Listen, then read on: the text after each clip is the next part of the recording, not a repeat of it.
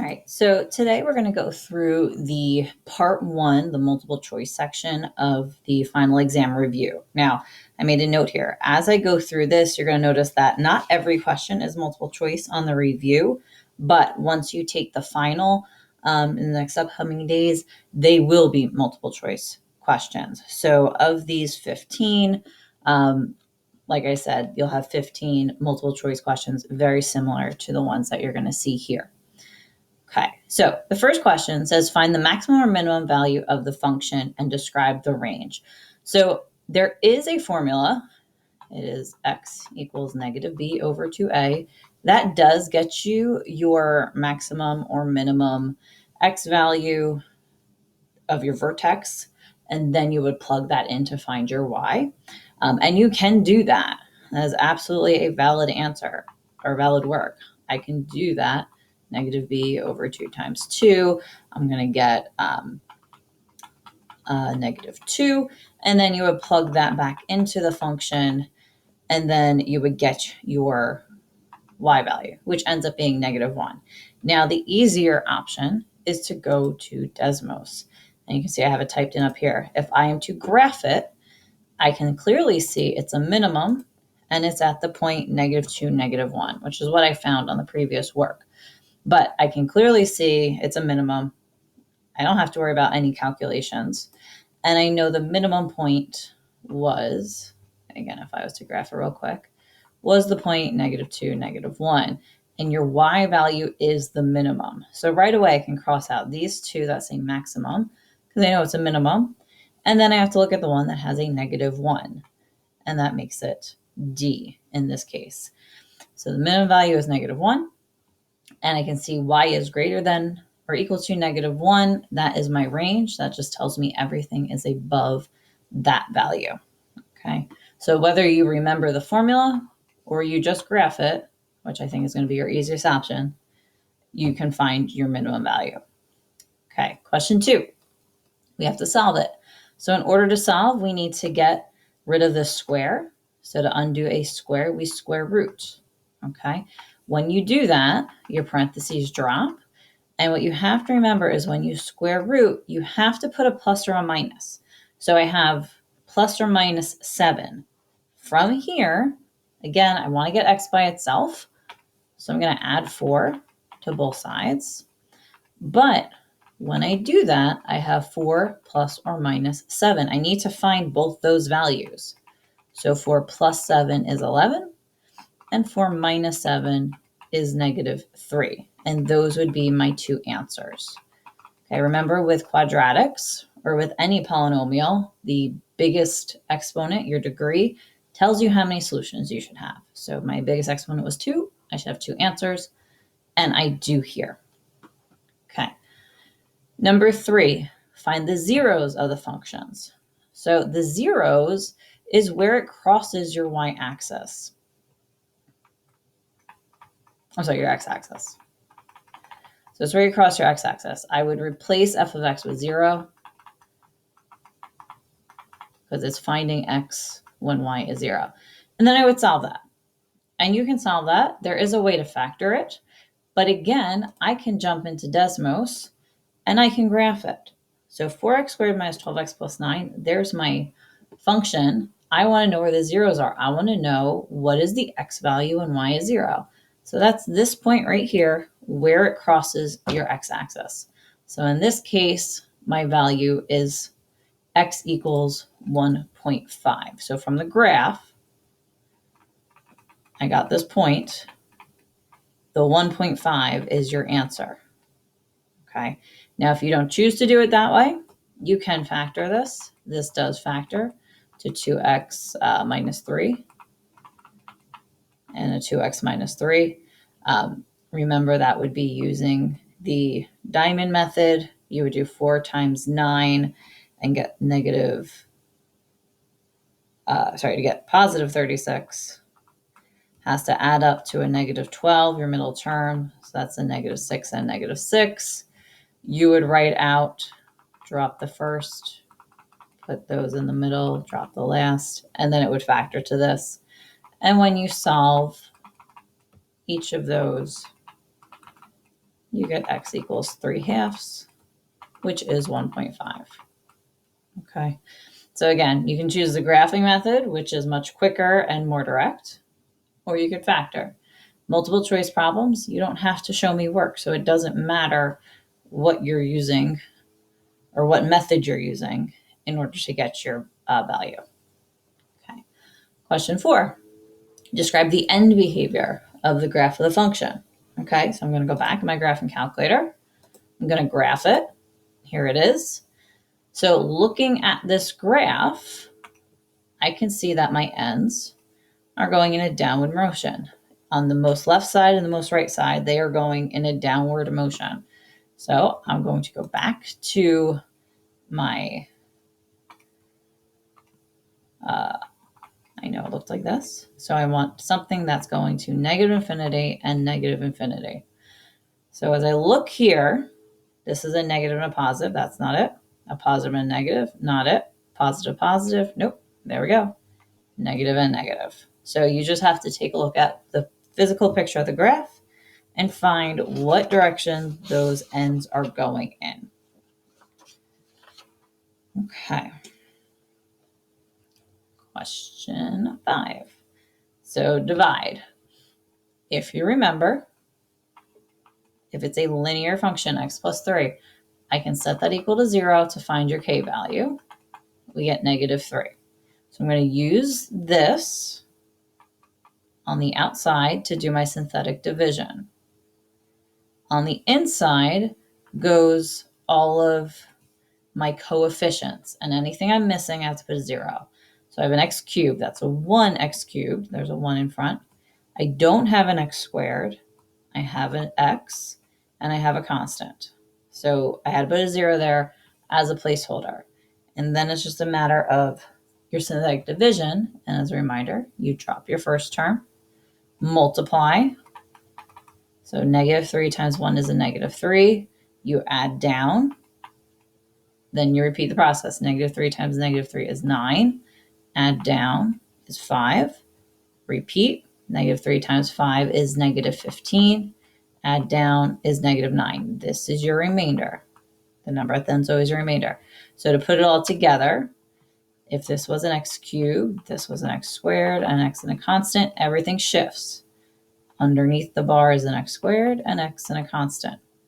So my answer is 1x squared minus 3x plus 5 plus a negative 9 over what I divided by, which was x plus 3. Okay, so you do have to do work in this case. You will have multiple choice, and you'll have to find the answer from there. So this one will require some work. Okay, part 6, find the correct graph of the function. So again, I'm going to jump back to Desmos. There's my function. Oh, let me erase these.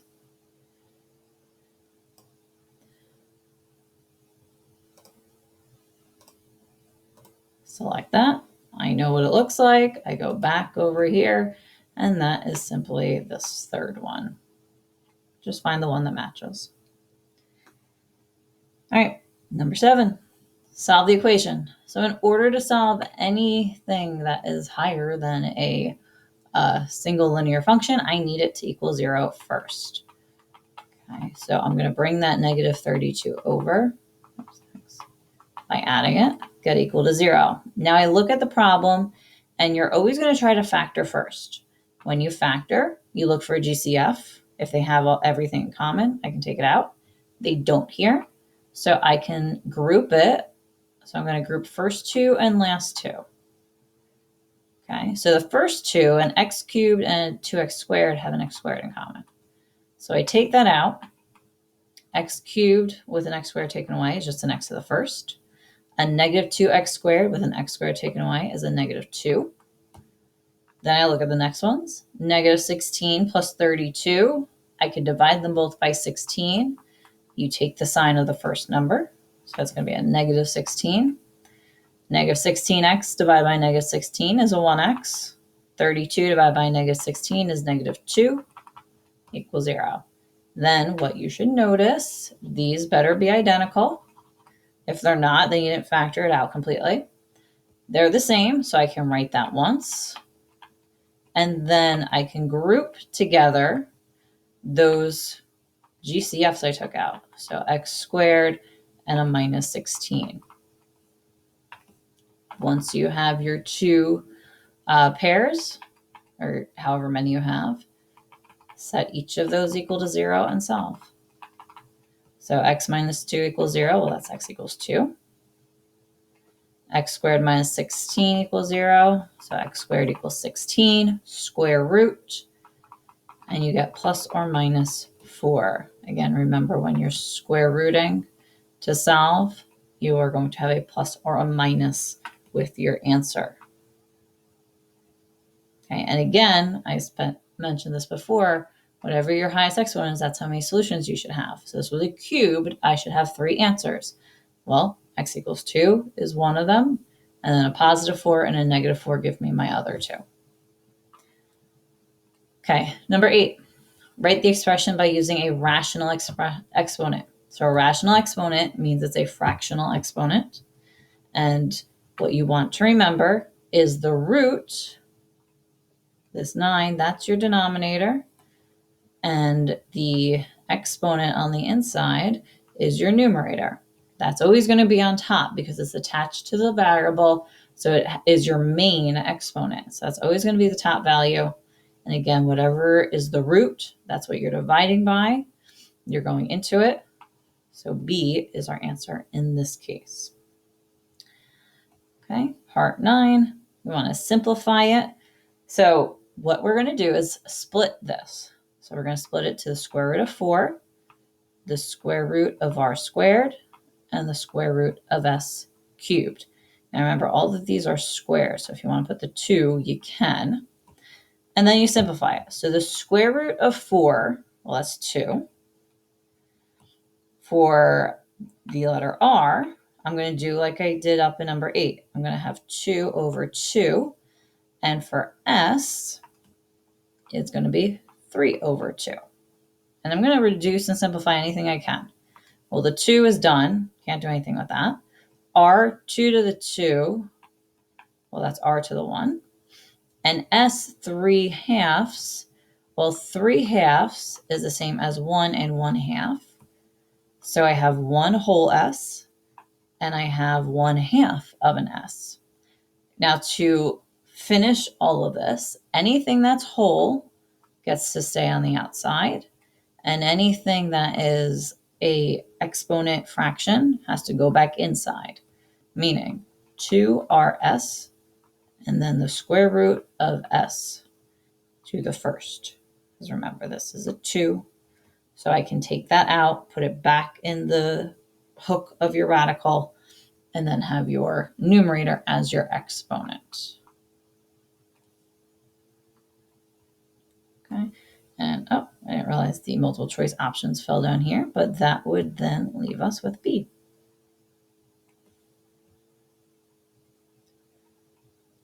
Okay, number 10, we're going to solve that. So I'm going to do the work down here. So first thing, you want to get this radical by itself. So I'm going to move the 1 over by subtracting it. So we have the square root of x plus 6 equals 1.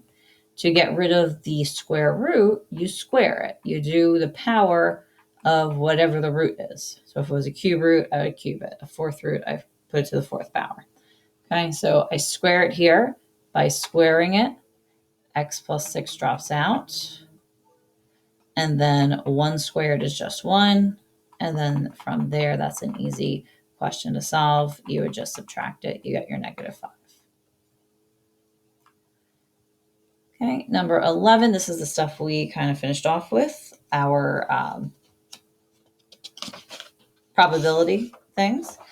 So first of all, when I'm talking about grabbing cards, I got football cards, I got basketball cards. We're taking a card out of the bag and we're replacing it, and that's key. We're putting it back in the bag. So if I'm replacing it, that means it's independent. I'm not changing anything. So I can cross out those two. And now I just got to figure out, well, what is the actual probability? So if I take a card out, we want a football card first and a basketball card second. Well, there's 2 out of the 10 cards that are football. I put it back in the bag. So this is the football. And then the basketball, well, there's 8 out of those 10. And then you multiply across, you get 16 out of 100, which would be B. You get 0.16. Number 12, 8 runners in a race. We have the probability that Abby, Becca, and Carmen are first, second, and third. So first, second, and third in any order, though. That's the key. So that means order did not matter here. So that's a combination. So there's 8 runners with a combination of 3 people, of 3 places. You're going to find that that is 56. And because it says probability, it's 1 out of the 56. Okay. Number 13, we have a committee of 2 members. There are 7 people available. How many committees can be formed? Again, it doesn't matter the order in which they pick the 2 members. They're all going to be working on the same thing. So it's 7, choose 2, and that would be 21. Okay. And then the last problems. Describe the X values for where we're increasing. So I'm going to split these into their max and mins. That breaks down where things are going up and down, right? So if I look at this, I go up first, then I go down in between those 2 sections, and then I go up. Well, this is your most negative infinity. This is your most positive infinity. And then I need to know just what are these 2 lines? Well, this line, this max, came at -1. This min was at a +1, and it was going up in this section here, which was from -infinity to a -1. And then it was also going up over here, and that was from +1 to +infinity. So you can either choose to write it in this format, that's interval notation, or you can write it x is less than or equal to -1. That's where it goes towards the negatives. And x is greater than or equal to +1. That's where it went towards the positives. So again, it's up to you how you write it or which one you're going to find on the multiple choice. But you do need to know that you look for the max and mins. And that's where you're going to put those blockings to look for where it's going up or down. And our last question, factor completely. So when I look at this problem, I see there's a GCF. I can divide 4 and 100 both by 4. I have an x to the 5th and x to the cube, so I can take an x cubed out. When I do that, I'm left with x squared minus 25. And I can actually go further than that. X squared minus 25, oops, that's a cube, is a perfect square. X squared is split to x and x.